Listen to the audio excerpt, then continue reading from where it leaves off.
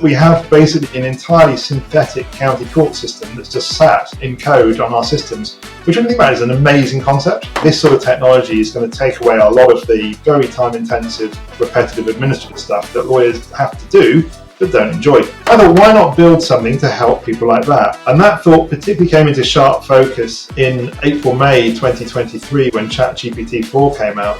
And that was such a big jump in capability from ChatGPT 3.5. I thought, well, we could build something with ChatGPT 4. And so that's really where Garfield came from. It started as a hobby, but very rapidly became a very serious thing. And now it's an even more serious thing. On today's Legally Speaking podcast, I'm delighted to be joined by Philip Young. Philip is the co-founder of Garfield AI, the first SRA-regulated AI legal services firm. He was a city lawyer for over 25 years and previously a partner at a specialist law firm. Philip has experience in a range of commercial cases. Upon leaving the city, Philip focused his attention to large language models and is passionate about access to justice, leading him to create Garfield AI. So a very big warm welcome, Philip. Hello, Rob. Thank you very much for the introduction, and glad to be able to join you. Oh, I'm absolutely delighted to have you on the show. I know you've been in very high demand in recent weeks and months. But before we get into your journey and everything you're getting up to over at Garfield AI, we do have a cheeky, customary icebreaker question here on the Legally Speaking podcast, which is, on the scale of 1 to 10, 10 being very real, what would you rate the hit TV series Suits in terms of its reality of the law, if you've seen it? Okay, I'm only dimly aware of Suits. Isn't that the TV series that Prince Harry's wife was? Yes. Okay. So can I be a typical lawyer? Because I've not seen it, I'm going to go right down the middle and go for 5, because I don't know whether it was 0 or 10 or something. Well, cautious. Yeah, and that's a fairly justified 5. I've also given it 5 and I've seen it. So we're great minds. And with that, we're going to move swiftly on to talk all about you. To begin with, Philip, would you mind telling our listeners a bit about your background and career journey? Yes. So I'm originally from Derbyshire in the Peak District, and I went to a local comprehensive school. And from there, I went to Durham to read law, which is a very fine university, and enjoyed myself very much. Probably focused a bit too much on not so much the law, but sort of extracurricular activities while I was there. But that's what university is really about, in my opinion. And then I came down to the city to practice. I qualified I joined after qualification the firm Baker McKenzie in London, and I was there for 8 years. Really, really fun, excellent 8 years. Brilliant work, brilliant people. Made friends for life really from that. And then, much to my family's, I think probably shock/disappointment, I actually sort of stepped away from Baker's rather than go down the partnership track. And I co-founded with 2 other guys the firm that is now Cook, Young and Keedon. That is a specialist litigation and arbitration firm in the city. It's an excellent firm, does really excellent work, brilliant people, and stepped away from them about 2022, I think. Yes, 2022. So about 3 years ago, really because COVID had happened, and I wanted to do some travelling, and that's really where sort of Garfield comes from. Garfield comes from sort of what happened in late 2022, and particularly what happened in late 2023. And maybe we want to get onto those topics via other questions. Yeah, no, absolutely. And I'll just encourage our listeners. We've had Luke Harrison actually come on, and a lot of the London International Disputes Week. Go and check out that great content we've done before. And Derbyshire, well, I'm a Leicestershire lad, so not a million miles away from where you were. Yeah, let's talk about Garfield AI. Because I was going to say, firstly, where did the name come from, and what is Garfield AI for folks that may be less familiar? So the name came from an in-joke that sort of stuck. So ever since I was at Baker's in the late 90s, early noughties, I had a friend there. I had a lot of friends there, but one of them was a guy called Garfield Smith, who nowadays has his own boutique technology practice in London. He focuses very much on sort of early stage and startup tech companies. And he spent years saying to me, you should have been a technology lawyer, Philip, because he knew I'm basically a giant nerd at heart. And I used to respond and say, well, Garfield, you should have been a litigator, mate, because litigation is clearly better than being a technology lawyer. Anyway, when I started this, I realized that Garfield had won. So I said from Garfield, you've won. We're just going to have to call it after you. So we called it Project Garfield, with the idea of coming up with a better name. But Garfield pointed out there is no better name. Obviously, he's a bit biased. And then no one could think of a better name. I couldn't think of a better name. Dan couldn't think of a better name. Members of our team couldn't think of a better name. All sorts of people could not think of a better name. So Garfield is sort of stuck. And I think Garfield feels sort of 50% flattered and 50% puzzled by all of this. So that's where the name comes from. And in terms of the genesis of the whole thing, so my brother-in-law is a lovely guy called Andy. He has got a plumbing business up near Sheffield. And from time to time, people just didn't pay him, not because of service issues, not because they were insolvent, because those things are understandable and legitimate, but just because they knew that small business people just don't have the time to write letters, to fill in court forms, to chase debts. And so, of course, cynical business people will try and get discounts or get things written off. And this was probably overkill, but me as a good brother-in-law would come in as a city lawyer and help him get paid. Because as I do keep saying, for city lawyers, £3,000, £5,000, even £10,000 is not hugely material for a company and will be written off by a law firm. But to somebody like Andy, it's their summer holiday, so they simply can't afford to write it off, and they don't know what to do if they don't have help. And I thought, why not build something to help people like that? And that thought particularly came into sharp focus in April, May 2023 when ChatGPT 4 came out. And that was such a big jump in capability from ChatGPT 3.5 that I thought, well, we could build something with ChatGPT 4. And then I thought, why not build something to help Andy? And so that's really where Garfield came from. It started as a hobby, but very rapidly became a very serious thing. And now it's an even more serious thing. Yeah, and it is serious. I mean, you're everywhere, and what a lovely thing to do as well. In terms of obviously seeing a family member with a problem, and you've gone above and beyond to solve that and some. So again, a lot of our listeners, they're still sort of educating themselves on AI and trying to grapple their hands around it. So, in very simple terms, I want to talk about Garfield AI's process so that it lands with them. So drop an invoice to get started, handle all the correspondence, and recover your debt as swiftly as possible. So talk our listeners through how Garfield AI actually works. So Garfield seeks to replicate what a good law firm would do if pursuing a small debt claim on behalf of a client. So it starts with a triage stage where you drop documents into Garfield and Garfield tries to understand what sort of claim it is. And if it isn't a small debt claim, Garfield will then politely reject it. But if it is a small debt claim, then Garfield will then tell you what information it's understood so you can understand what the AI understands. So there's been no misunderstanding between you, the user, and Garfield. And then Garfield will give you options as to the next steps. And it will do that throughout the whole of the life cycle of a small debt claim, depending on where it goes. If it gets paid or settled pre-action, brilliant, you're done. Garfield's helped you. If you have to issue a claim form, Garfield will draft that for you and particulars, and when you approve it, we'll send it to court. Obviously, the court serves small debt claims, so you don't have to do service. And then, depending on where the claim goes thereafter, Garfield helps you with that. So if your claim gets paid or settled, brilliant. If you get an admission, Garfield helps you with the admission form. If you get ignored, Garfield helps you apply for default judgment and sends those documents to the court. And if you go to defence, Garfield helps you deal with the defence up to the edge of trial. So Garfield will go up to the very edge of trial. So it will do for you at the trial stage a little PDF bundle of all the documents. It'll do you a little skeleton argument. It'll do you some talking notes, all of those sorts of things. The one thing Garfield can't do, and maybe at some point this might happen in the future, although I've got some philosophical reservations about this, is it can't do advocacy at court for you. Now, in a small debt claim, of course, you're not supposed to need a lawyer. You're supposed to be able to do that yourself. But if you want, you could always send along a barrister or a solicitor to do that for you. But Garfield should have sort of got you to that point. And it's sort of my hope with this product that eventually it'll get to a point where it's well enough known and respected by the business community in England and Wales that actually the sort of people that don't pay debts because they're just being difficult, when they get a letter from Garfield, they'll be like, oh, there's no point messing with this. It's just going to keep coming. It's not causing the other side anything. So we might as well just sort of settle up and behave ourselves. In which case I might have actually done some good in my life. Well, I think you would have done a hell of a lot of good, to be frank.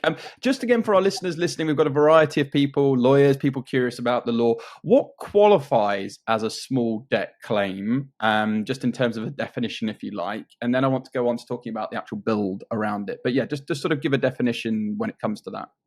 So there's various features that make something a small debt claim. First of all, it's got to be a claim in debt. So a claim for damages wouldn't qualify.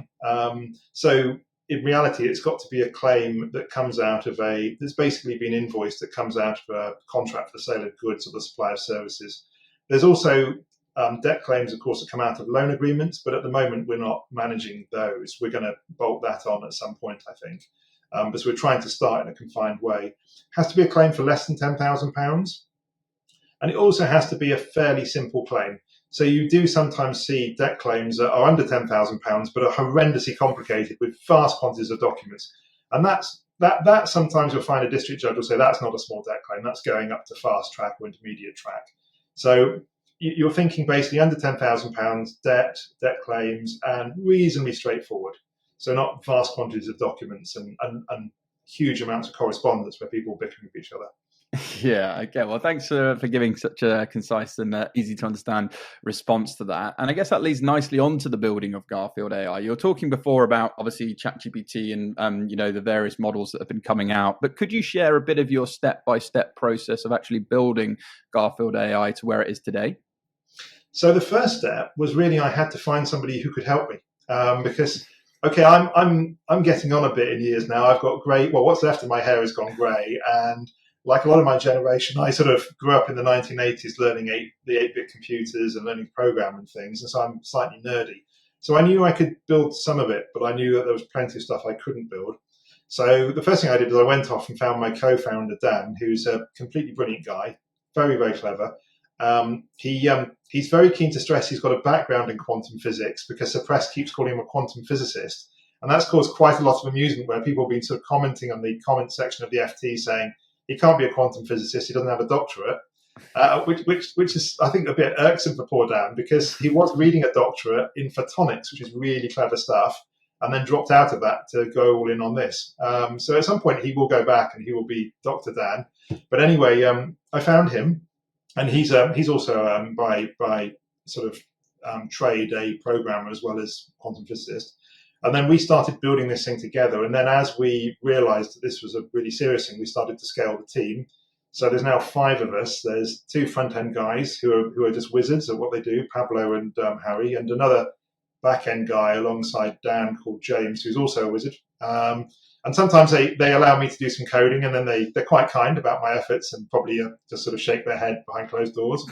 But what we set out to do, as I said, was try to replicate the way a good law firm would operate. And we tried to ensure that all of the guardrails and constraints that a lawyer would have in mind are applicable as well in this sort of product. So we sort of took a design decision early on that we were going to build a sort of hybrid of a deterministic system and an expert system and a probabilistic AI. And of the two, the deterministic system would be in control. And that gives you, we think, the perfect balance of the ability to do things like run inference from the LLM, but have all of the legal knowledge and the guardrails in place that mean that the AI can't do things that everyone's heard about, like hallucinate and things like that, or at least reduce it to the point where it's a very controlled issue. And that design decision has probably pretty much influenced the entire product throughout.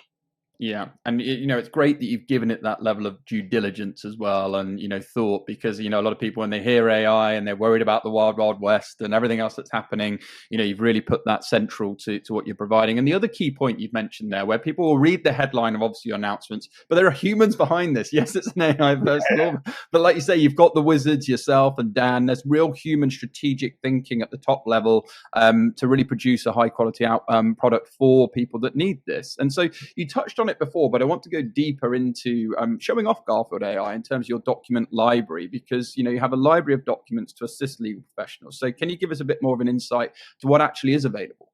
So pretty much Garfield will auto-populate all of the court forms that you might need in a small debt claim, and also drafts correspondence, will also draft settlement letters, and will handle settlement letters from the other side.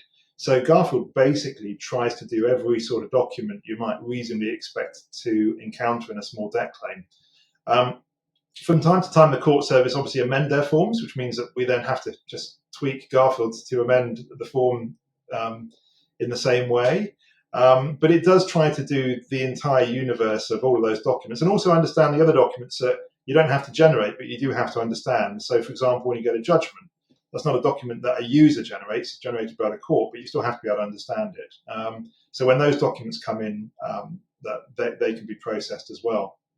And also Garfield talks to the bulk issuing centre in Northampton, and so Garfield therefore has to be able to sort of exchange data programmatically with that court system. I'm hoping, and I'm on a little crusade of my own to persuade the government to do this, but I'm hoping that the new OCMC that the government has now got out there for people to use. So this is the newer version of how to bring a debt claim via the web, via the government's portal, will be given an API in due course. And I know lots of people are very keen on that. And then Garfield can then seamlessly integrate with that as well. Yeah, and that's the key, isn't it? I think the more I always say, when you can remove friction and have more fusion, then you get a lot more adoption. And if you confuse people, you lose people. And if it's tricky, people, it's just very difficult. And I guess that leads nicely to we've talked about the small claims court, but I want to sort of, again, just so our listeners really understand this, it's important stuff, because this is where the puck is going. This is absolutely, it's not turning around. This is the future of legal services, particularly in this space. So Garfield AI is the only AI that enables you to recover invoices of up to 10K through the English Small Claims Court. So talk us through how Garfield AI can assist a lawyer with a small claim in the county court, start to finish, but high level, just in terms of so people really understand what it's actually doing for them. So yeah, for a law firm, so we also built Garfield to be used by a law firm because I was really keen that that it could be used both by creditors directly and also by law firms. So for law firms, they can set up an account in just the same way that a user can, and then they're able to do two things. They're able to pursue their own debts if they want. I do say other than debts that are subject to detailed assessment, because we don't handle that yet. That's a wholly separate process. Or alternatively, act on behalf of their clients' debts. And it's a sort of white label solution. So it does all the same things, but it assumes that the lawyer will want to put the letters on the lawyer's letterhead rather than on Garfield's. And that was my assumption. And actually, it's been a little bit challenged in the last few weeks. And I'll come back to why in a moment. It's been quite an interesting learning curve for me there. But it also sort of Garfield, for a creditor, would email the documents out and send the documents out. But for a law firm, it assumes the law firm would probably want to do that itself. So in other words, it sort of generally assumes that Garfield sort of sits locally on the law firm's desktop, and external parties don't know the law firm's using Garfield. I mentioned my assumption of being challenged because, I've obviously been in law 25 years, and law firms, let's be honest, are a little bit egotistical about a few things, including, their letterhead. And I just naturally assumed that law firms, excuse me, wouldn't want letters to go out on effectively another law firm's letterhead.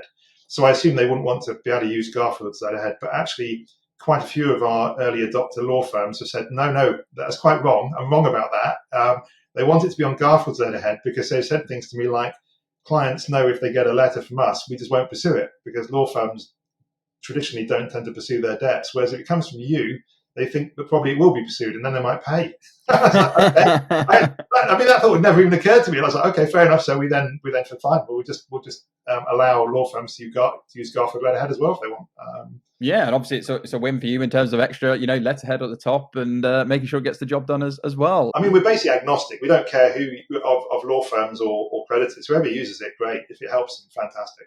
Well, that's it. And to the point that I said in the introduction, access to justice, we talk a lot, and we partner with Clio, obviously the world's largest legal technology company, and they're very passionate about tech for good and actually reducing that access to justice gap. And that's why we're so keen to hold this conversation principally today, because what you're doing is brilliant, and it's helping those plumbers, those electricians, those people out there that really do struggle for many reasons to get those invoices paid. So, let's take your mind back then to May 2025, announcement, Garfield AI became the first SRA-regulated legal AI. So it took, I believe, around 8 months for the SRA's approval. Can you talk us through the SRA's approval process, if you can, concisely?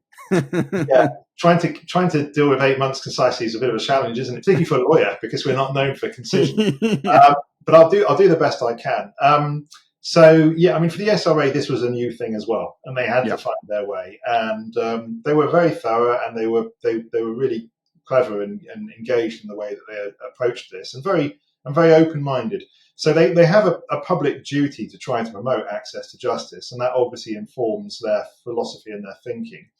And the first question they really had to ask themselves was, did they even have the jurisdiction to authorize this? Because at the end of the day, regulators can only act in areas where they've been given the jurisdiction to do so. So the SRA had to look quite closely at whether or not Garfield was doing something that had to be regulated, that fell within the Legal Services Act. And I mean, my view on that is that Parliament, bless them, has not helped the regulator. In fact, it's made the regulator's life harder than it should be, because Parliament never defined a lot of the what's called the reserve legal activities, and conducting litigation is particularly ambiguous. And if you look at case law on this, a lot of judges have struggled with what is and what is not conducting litigation. Fortunately, there was a case about 2 years ago now where a judge did a pretty thorough job of trying to say what will be and what won't, without trying to be exhaustive.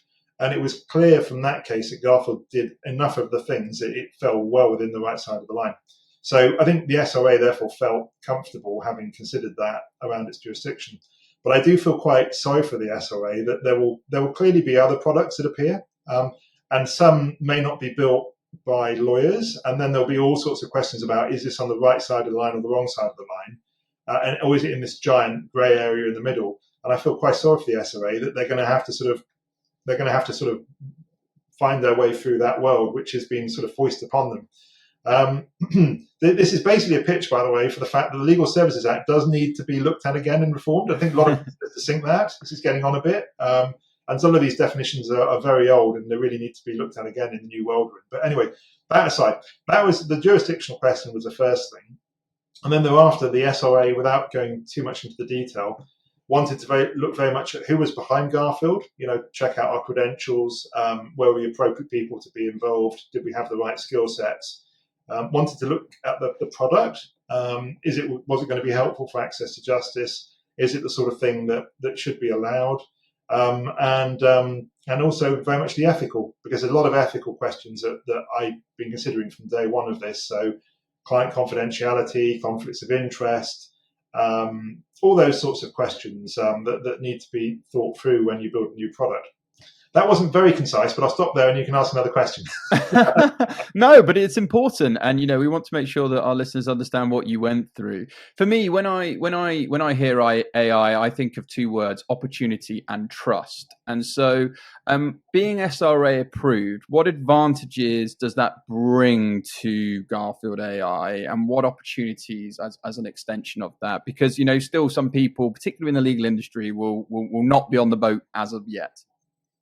Yeah, well, I mean, the key advantage is that if we weren't regulated, Garfield couldn't be released unless I wanted to be prosecuted for quite a serious criminal offence, and I don't have any desire to. Not in for that market. Yeah, no, thanks. So I mean, it was therefore a sort of an in limine threshold issue, in that if we hadn't got regulated, there would be no Garfield. In terms of being regulated, though, I mean, I think it shows a couple of things. First of all, it shows that our powers that be in this country are very forward thinking about AI. I mean, we know the government's been talking a lot about it, but also the regulators are very keen on, in a responsible way, seeing how they can allow AI to help people. I think it also shows that we are, as a country, we are creative. And although I know what I'm doing, I also know lots of other people who are building very interesting things in law tech. And I think there's a lot of very exciting things coming down the track for everyone in the profession over the next couple of years. I do think, though, you're right. I think the two words I think about are responsibility and accountability, both of which were key topics in my discussions with the SRA, because obviously, at the end of the day, if they're going to authorise a law firm, somebody's going to have to be ultimately accountable. That's a COLP.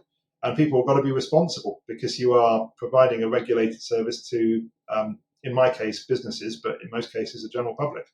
Yeah, no, absolutely. And, I think it's fantastic that you're able to get this through. And it doesn't surprise me, going through, listening to the journey, the level of due diligence and thought you put behind this before actually, making this a reality. And given obviously your impressive legal background prior, it's only exciting times ahead, I think, for Garfield AI. But you did talk openly a moment ago about challenges. And so I like to get people vulnerable and open, because entrepreneurship is hard. I'm involved in various ventures, and you have a lot of, setbacks. You have a lot of not believers. You have all these doubts and so many things. So firstly, how many users have you been able to acquire since inception, and how are you planning to bring this to the market, and what challenges do you foresee?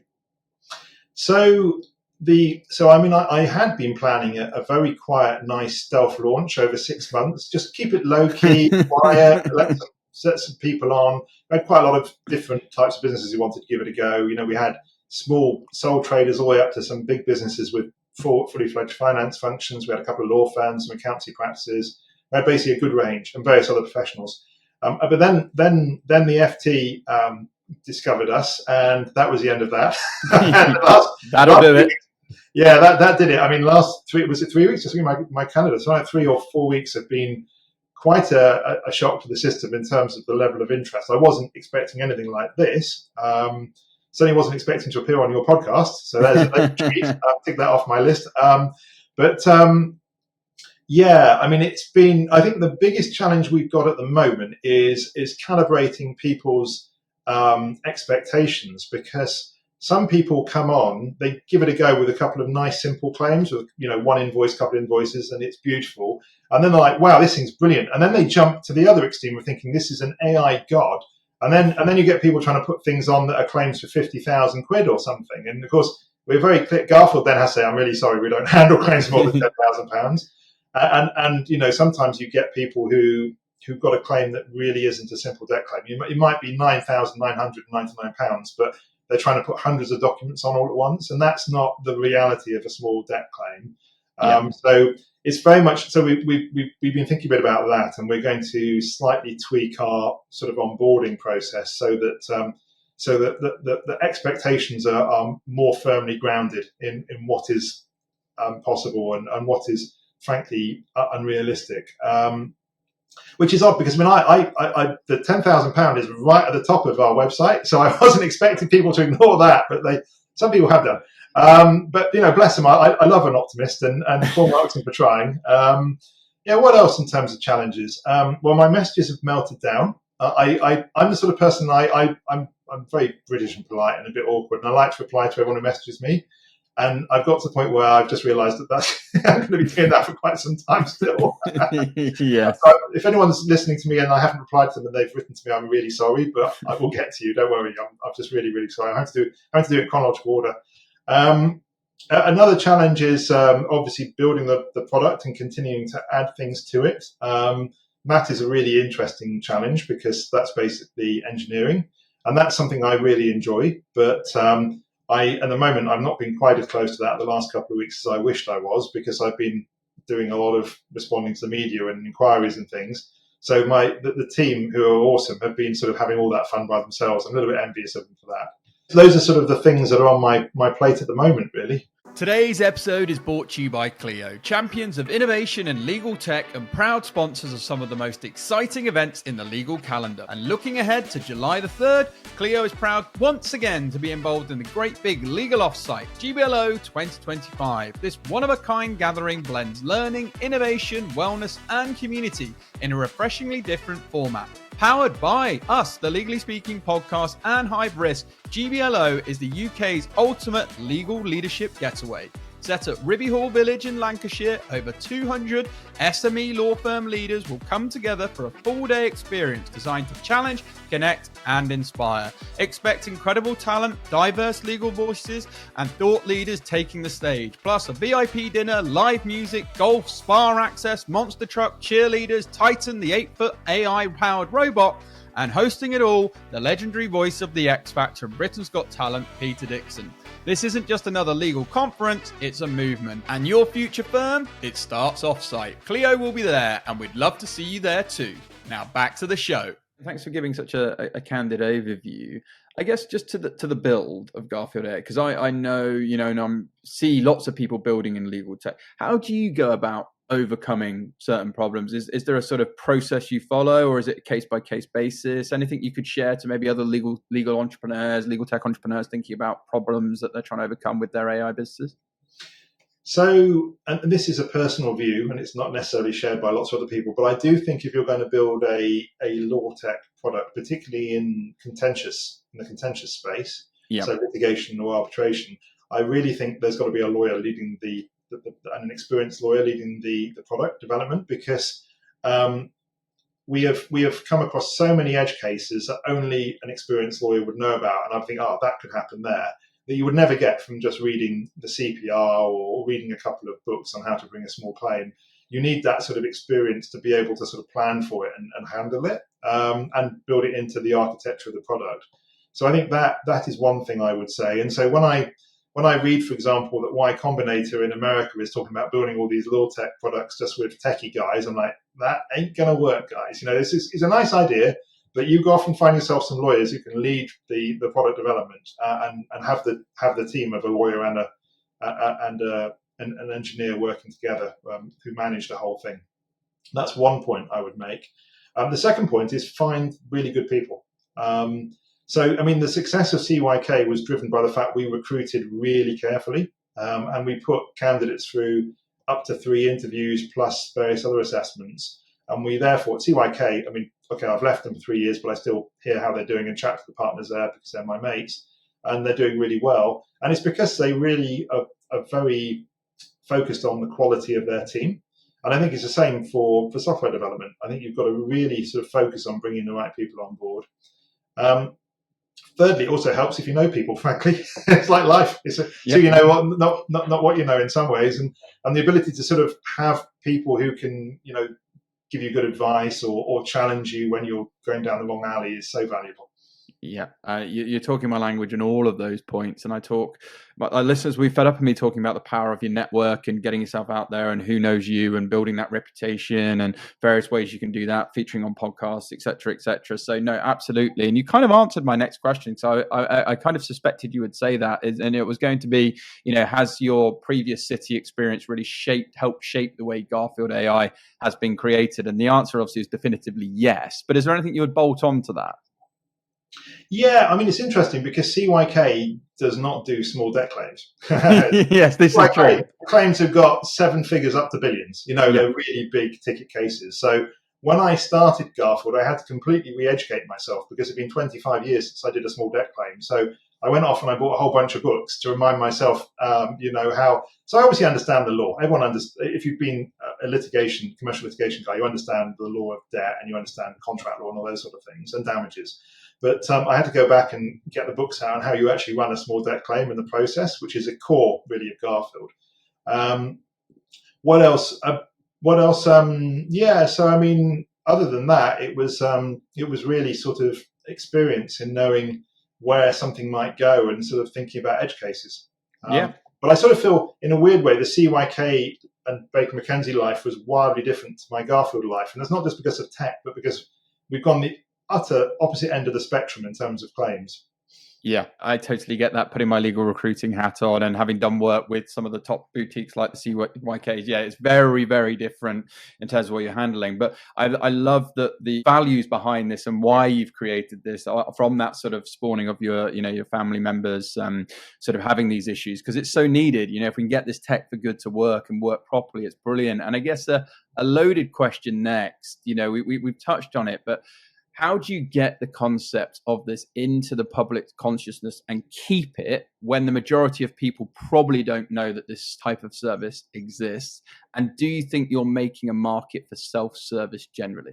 I think AI and AI agents are coming, whether we like it or not. I think it's inevitable. And the real questions are around how to sort of build products that help people and build them so they're responsible. And the issue of accountability we touched upon earlier.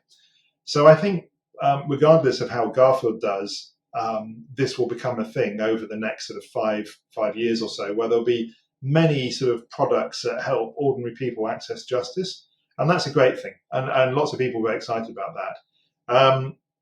And in saying that, I've completely forgotten the second half of your question. I think it's no, it's absolutely fine. The self-service point, do you think you're making a market for self-service generally? Well, as I said, we're sort of agnostic on whether or not it's law firms using us or just creditors. And I think it's horses for courses. Some creditors will want to have a human overseen solution, in which case, brilliant, they'll go to their law firm. Some will not, and they might try and come to us directly. And I think giving the end user that sort of option is going to be incredibly useful. And also helps law firms as well, because it means that they can offer a service that hopefully will help them. Because for law firms, I was thinking very much that being able to use a platform like ours means that they can scale much more easily. They don't have to take on a lot more staff if they want to do a lot more small debt claims. They don't have to worry about the overhead of fixed costs like offices and things, and it might help to maintain their margins. And because I come from Derbyshire and a lot of people I knew up there were sort of high street solicitors or country solicitors, I'm very keen to sort of support that world, but who otherwise I think they might be slightly left behind, because all the money in AI at the moment is being slammed at all the big firms, and in some cases being spent by the big firms. And we don't want to sort of forget that the high street practices are a really important part of the legal profession and provide services to some really important, basically the general public. So that was what I was thinking there. I think in terms of self-service, I think there'll be other products like Garfield that get built. It's inevitable, I think. I think people will underestimate the technical challenges involved. I mean, I'm obviously very conscious of the technical challenges that we've tackled in the last 2 years. And I think there are lots of other sorts of claims that could be tackled that will be even more complicated to tackle. But people will try because people are very creative. Yeah, and innovation never stops. And I think you make a really important point, particularly about the high street. And that sort of touched me as my late grandfather ran a very successful law firm and grew that to multiple offices across Leicestershire. And much needed and much respected. So I love that. Which firm was that, out of interest? It was Rich and Carr Solicitors. It was right, brilliant. Yeah, my granddad, he was a carpenter and he worked for a law firm in London called Reeves. And I think they ended up with a property business on the side that was bigger than their law firm. And so they all ended up running the property business instead. There we go. Well, how about that? Yeah, so my late grandfather, the reason why we set up and do a lot of all of this content actually is to continue that family legacy in law. So yeah, it's nice to be neighbouring counties and similar values as well. And obviously you've done some tremendous things. So in a recently published The Law Society Gazette article, it says, in depth, world's first AI law firm targets high street practices. You share, it will remove a lot of the lower value, often repetitive administrative work, if I get my words out, in each case that has to be done, but is time intensive and hence costly for the client. It will therefore free up lawyers to focus on the higher level and more valuable work. I think most lawyers will appreciate this. So since you've launched, are lawyers appreciating it? And any thoughts or anything you would add to that? Yeah, so far the feedback from lawyers who've used it is that they like it. And actually, one of the first reactions I had to Garfield was I went along and I showed it to the Tech Disputes Network in London, which is basically a network of solicitors and barristers who specialise in tech disputes. Something set up by one of my former partners, CYK Sam Roberts, and that was at a point that no one even knew this thing was coming, and so I sort of demoed it cold to them, and there was a sort of intake of breath amongst the entire room when I showed them that we could run up a claim form in literally seconds, just based upon uploading a couple of documents. And I think everyone from that point on has been thinking that, they've been thinking this sort of technology is going to take away a lot of the very time-intensive, repetitive, administrative sort of stuff that lawyers have to do but don't enjoy. And that's going to have some profound implications for the profession. But I think on the whole, it's a plus because it means, put it another way, no one went into the law thinking, great, I'm going to spend years doing doc review or due diligence or a giant disclosure exercise. Those are the things that particularly junior lawyers do that they have to almost do as a rite of passage, but actually they don't enjoy it at all because they want to do the higher level things. Thinking about strategy, help, managing clients, tactics, formulating a case, putting forward the best legal arguments, those sorts of things.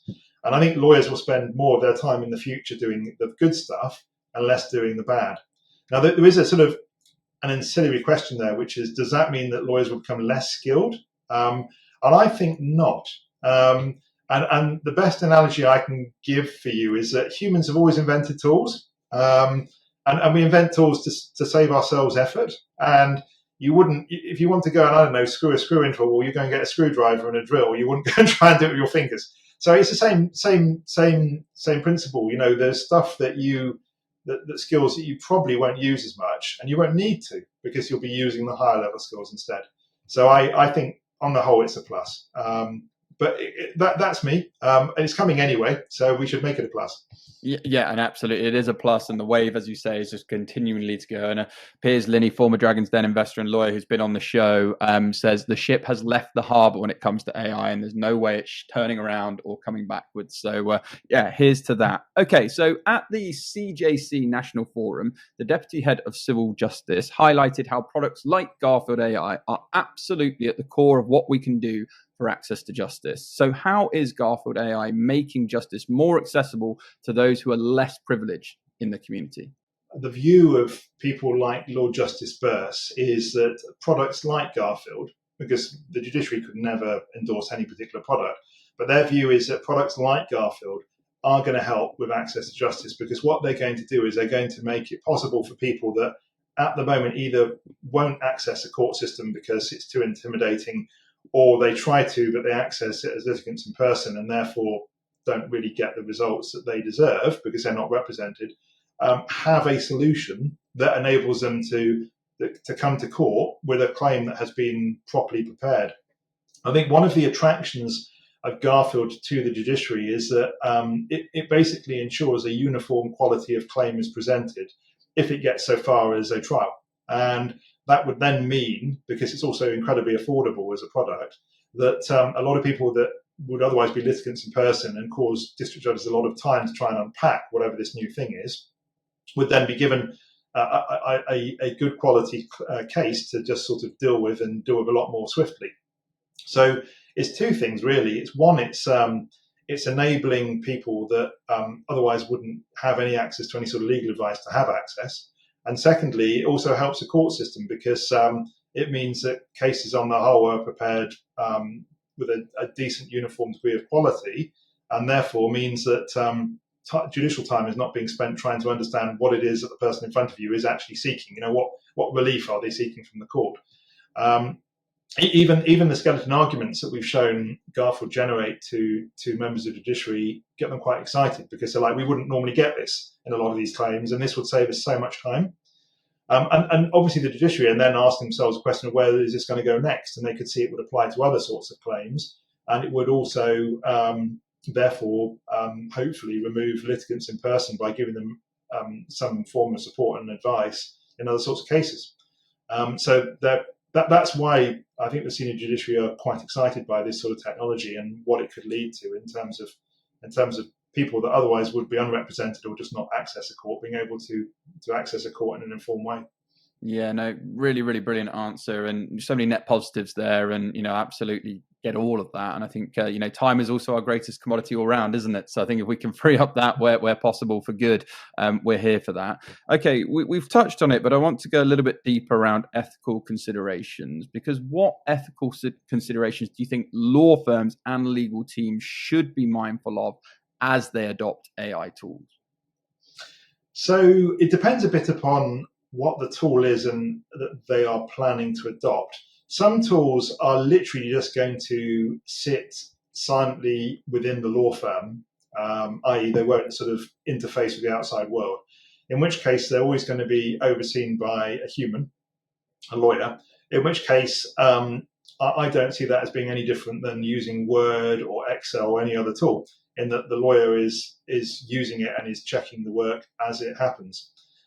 Something like Garfield poses an extra challenge, which is one of the reasons why we had to think about this very carefully and had a long dialogue with the SRA, because whilst at the beginning I'm being very cautious, typically cautious lawyer, and I'm checking all the documents before they go out the door, I'm going to move over time to a sampling-based process, and so I won't be checking every single document. There won't be any need, because we'll be confident that the quality is exactly where we want it to be. And that obviously creates interesting challenges and issues. And then we're having to focus very much, of course, upon topics such as, and we talked about this a bit before, such as accountability, ensuring quality control, because you can do that with technology to an extent, protecting client confidentiality, and things like conflicts of interest. And what I've tried to do in building Garfield with Dan and the guys is I've tried to reduce the scope for ethical issues. So for starters, I said one of our architectural decisions was we're not going to have a client bank account. Client bank accounts are a big area of risk for law firms, and we all know the reasons why. And I said, right, we just won't have one. You don't have to have one as a law firm. And if debtors, when they pay the creditor, they won't send the money for us, or just pay directly, which actually our users prefer, because it means there's not a middle guy in the middle. So we're disintermediated, and that instantly reduced a big area of risk, and a potential series of sort of dilemmas for us. Because if you've got a client bank account, then you'd have to be automating that as well, and how confident could you be in that? Another big architectural decision we took was to reduce and mitigate the scope for conflicts of interest. We decided we were only ever to do one side of a debt claim. We're only ever going to be claimant side. We do actually have the technology to do defendant side cases as well, because one of the surprising things I've discovered in building a big software product is that most of your time is not building the product. Most of your time is building the massive infrastructure around it to test it and maintain it.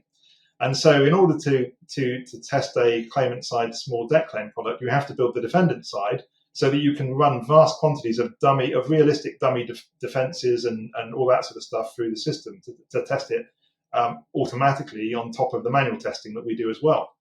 So we could package up a defendant side product to sell that, but we're never going to do that, because that raises all sorts of interesting conflicts of issues and ethical issues and issues around the confidentiality of one client's information, and does it then have to be shared with another client? All those sorts of things that come with potential conflicts. A third issue is confidentiality, generally, not just in the conflict of interest sense, but just in the general sense. And we thought very carefully about that and how we built logical separation between all of the clients. So there is no prospect whatsoever that one client's information could ever find its way into another client. And that's something with some AI products I think some people have to think about very carefully, particularly if they're doing things like training models, where you'd have to be very careful that any information you put into it and became part of the weights of the model didn't somehow come out of it again to another client. So there's all those sorts of challenges. And then there's a really interesting question about people's understanding of what they're getting. So we've been very careful, by agreement with the SRA, that in our letters, Garfield explains what it is. We might be a law firm, but we're an AI product in a law firm. And there's a page on our website that people get a letter they get directed to that explain what Garfield is and roughly how it works. And please don't ignore it. This is not a joke. That sort of thing. Yeah. Serious thing. And those are, I think, very important considerations too, because people should know what they're dealing with.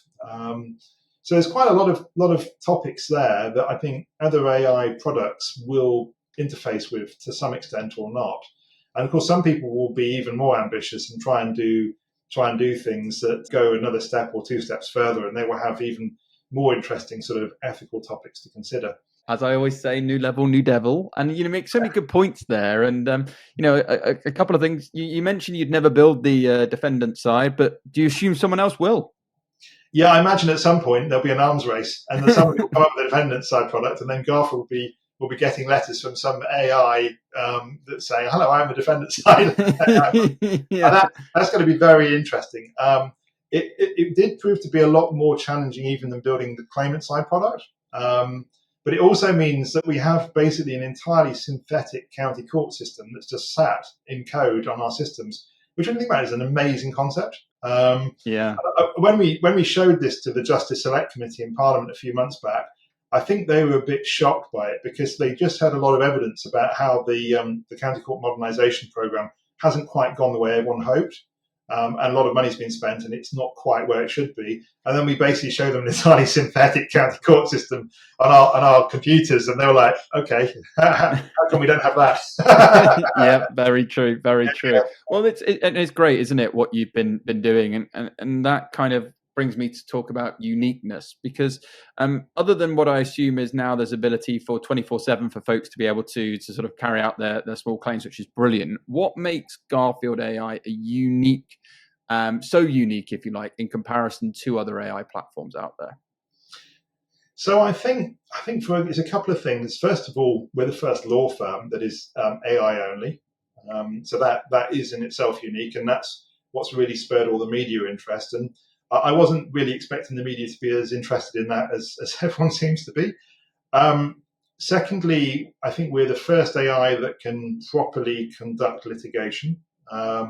So there was somebody in America who set up a business called Do Not Pay who tried. Yeah. But I watched his travails with some interest from across the Atlantic, because I think in the end he got threatened by a whole bunch of attorney generals in different states for contempt. And that's because he wasn't a lawyer. And that goes back to my point about lawyers have got to build these products because lawyers understand all the ethical rules and the professional obligations, all that sort of stuff. Thirdly, it's sort of the first, I think, really scalable way of doing litigation. It's in technologically wise, because previously there's always been humans in the loop somewhere, and that means your speed is limited to your humans. And I suppose it goes to your point about, if you want to wake up at 2 o'clock in the morning and issue a letter for action, then you'd have had to have hoped that somebody was up at 2 o'clock to check your letter for action. And so now we've moved to a world where it's much more, where that sort of exercise that is in a closed problem space is much more scalable. Yeah, no, and again, to that access to justice point as well, if someone's sort of awake at night and they have this burning desire to get things done. Yeah, no, absolutely. Okay. I'm not joking about it, but some people have done that. I really see people who popped up at 3 a.m. and decided that this is the time that they're going to use Garfield. And they're like, well, what? Can you not sleep? Yeah, well, exactly. But I think it's great that it's now there. That's the main thing. Okay, future plans. The future's tomorrow, isn't it? With the world we're living in now, it's quite hard to predict. In so many years' time, what do you expect X? So I'll just keep it as broad future and however you define that. But what are the future plans for Garfield AI, and what can people get excited or expect from you? So, because I'm a typically cautious lawyer, I'm focusing at the moment in these early days in just trying to refine the product as much as possible. So we're listening very much to all of our early adopters, and a lot of them have been brilliant in terms of sort of saying, we love this. Could this thing be added? Maybe this thing isn't quite the way I'd like it. And we really want early adopters to give us feedback, and we're going to keep refining it. So it's sort of, we obviously can't take into account everyone's desires, because there's always some people that want something that's really niche and it's not really worth building it. But we're trying as much as possible to take into account what everyone says. And also, as I say, refine it so that people are really clear about their expectations, so they don't think we can do a claim for 150,000 quid or something like that.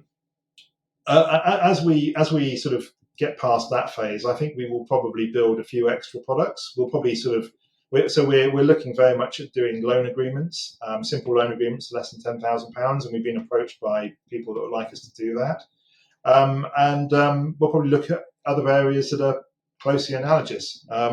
But at the moment, I can't really see much beyond the next 3 or 4 months worth of sort of scaling it to the point where it's sort of users have got everything they really want with the product.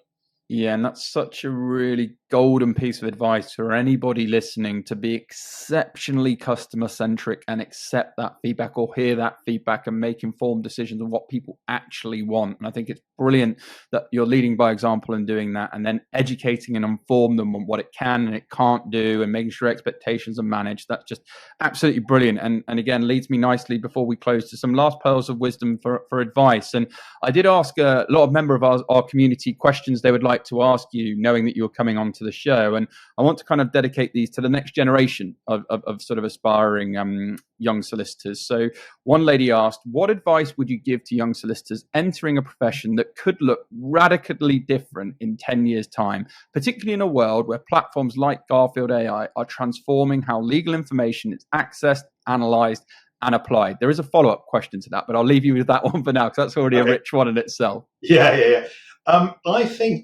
I think fundamentally lawyering will never change. Certainly in a contentious world, we are all about helping people navigate a process to get to a good outcome. And I suppose that also applies to transactional lawyers too, but that's not really my world.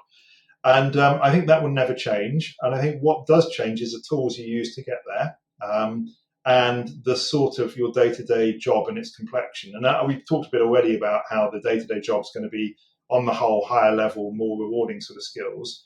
I think if I was a young lawyer today, I'd be totally keeping up with technological development. I would be trialing products as they come out.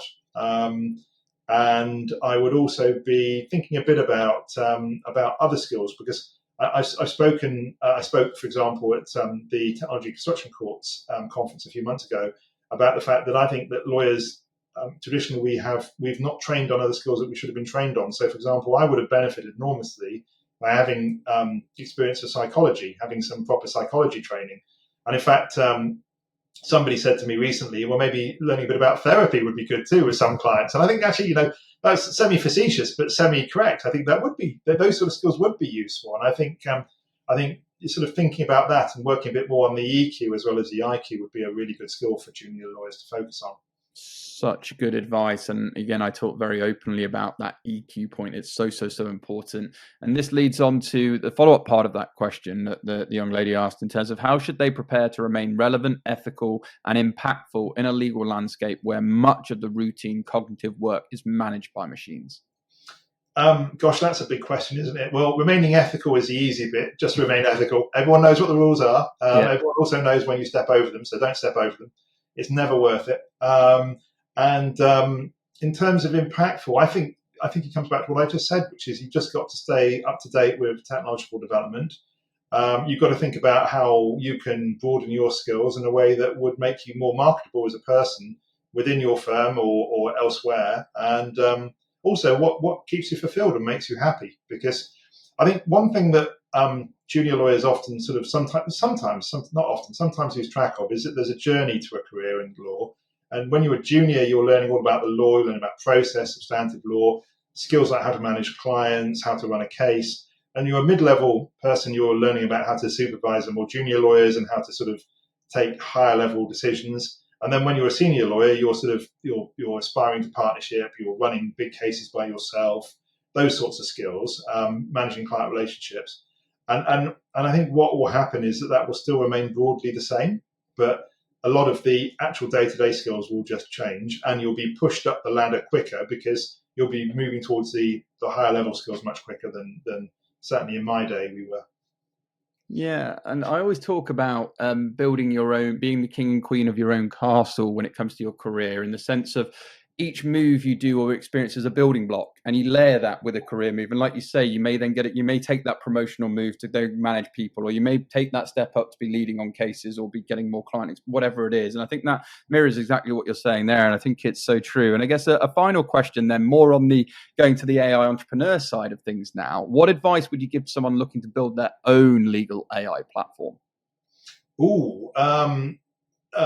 That's a good question. I think the first thing is first think about your product. And I have spoken to quite a few youngsters in the last, particularly in the last sort of month, for reasons you can imagine. When they've asked me this question, and the first thing I've asked them, because I'm very product orientated, I said, well, what do you want to build and why? What is it that you're passionate about? And some people absolutely know, and they will tell you instantly. And some people are like, oh, something in law, something to help people. I'm like, well, you've got to think about what you're going to build. You've got to think about what you're going to build. You've got to think about who would like to buy it to make sure that there is actually a market for this thing and it's not all pie in the sky. And then you've got to think about how you're going to build it and who you're going to build it with. And I think those are sort of the core questions. And I think it's best to start with where there is a problem and there's clearly demand. Otherwise, you're potentially doing that thing that you hear about with tech guys where they spend a lot of time and effort, they build an MVP, and then literally no one signs up. Yeah, that'd be bad. You don't want that. Yeah, find that problem, because where attention goes, money flows, all of that good stuff. Absolutely believe it. This has been a masterclass, Philip. I enjoyed it even more than I thought I was going to. And it's amazing how we've blasted through nearly an hour with you on the show. So, and if our listeners, which I'm sure they do, want to know more about your career or indeed Garfield AI, where can they go to find out more? Feel free to share any websites, any social media handles. We'll also include them in this very special episode for you too. Thank you. If you want to find out more about Garfield, then our website is the place to go, www.garfield.law. And we're going to revamp it at some point in the next few weeks or month. Depends on how busy we make Pablo in the meantime. So you might find there's more materials there to look at, and there'll be more videos and things. I don't think, frankly, I'm very modest and boring, so I don't think you want to know more about me.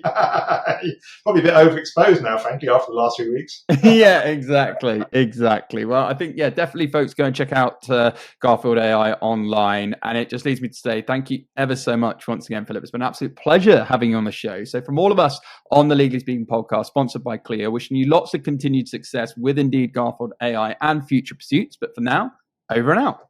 Thank you for listening to this week's episode. If you like the content here, why not check out our world-leading content and collaboration hub, the Legally Speaking Club, over on Discord. Go to our website, www.legallyspeakingpodcast.com, for the link to join our community there.